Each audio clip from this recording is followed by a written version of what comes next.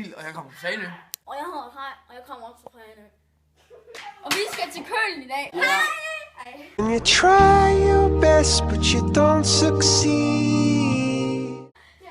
Vi skal til Køln i dag. Så Følg sig med. med. Jo! Og nu skal vi til Køln. Her kan vi se Køln oppefra. Køln er en rimelig stor by, som ligger i Tyskland. Der er cirka 1 million indbyggere. Borgmesteren hedder Jürgen Others.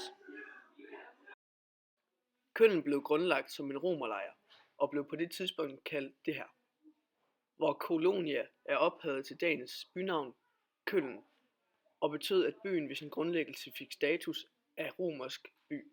Det vil sige, at indbyggerne fra starten af havde fuld romerske borgerrettigheder.